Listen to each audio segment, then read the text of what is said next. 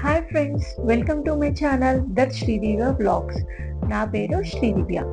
ఇక్కడ వచ్చేసరికి సొరకాయ మజ్జిగ పులుసు. మనం జనరల్గా సొరకాయతో కర్రీ చేసుకుంటాం, స్వీట్ చేసుకుంటాం, ప్లస్ మళ్ళీ పులుసు పేడ పెట్టుకుంటాం. కానీ ఇది మజ్జిగతో పులుసు.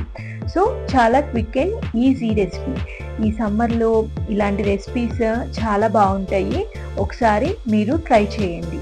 దీనికోసం ముందుగా ఒక గిన్నెలో పోపు వేసుకున్నాను. అన్ని పోపు దినుసులు వేసుకున్నాను. ఆ తర్వాత కొంచెం కరివేపాకు, ఇంగువ వేయడం వల్ల టేస్ట్ అనేది చాలా బాగా వస్తుంది.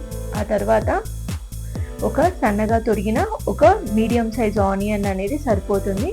ఇక్కడ నేను ఒక ప్యాకెట్ ఆఫ్ పెరుగుకి చేస్తున్నాను, 500 ml. సో తర్వాత ఒక 5 చిల్లీస్ తీసుకున్నాను. మీ కారం సరిపడే దాన్ని బట్టి మీరు యాడ్ చేయండి. ఆ తర్వాత ఒక 1/2 ఇంచ్ అల్లం తీసుకున్నాను. అది కూడా సన్నగా తొరిగేసి బాగా వేయించుకోవాలి.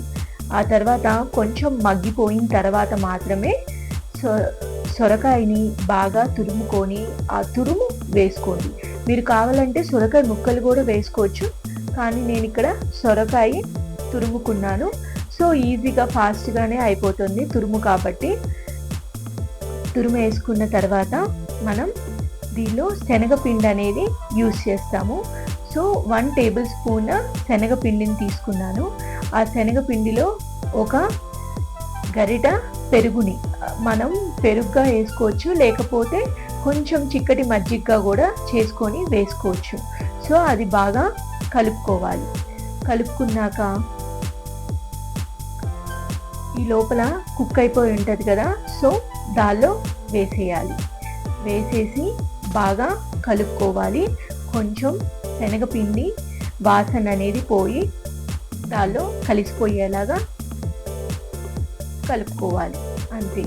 ఆ తర్వాత మజ్జిగ చేసుకుంటాం కదా, ఆ మజ్జిగని దానిలో పోసుకొని ఉడకనివ్వాలి.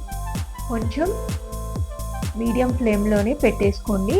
ఇలా బాయిలింగ్ వచ్చే వరకు మనం ఉడకనివ్వాలి. సో ఇది కొన్నిసార్లు పెరుగు కూడా ఇరుగుతుంది, అందువల్ల మనం పల్చగా చేసుకున్న మజ్జిగనే మనం దీనిలో పోసుకోవాలి. సో బాగా ఉడికిన తర్వాత ఇలా వస్తుంది. ఇంకా అంతే, దీనిలో కొత్తిమీర వేసుకొని గార్నిష్ చేసుకోవడం, అంతే. ఎంతో టేస్టీ అయిన సొరకాయ మజ్జిగ పులుసు ఈజ్ రెడీ. ఈ వీడియో నచ్చినట్లయితే please like, share and subscribe to my channel.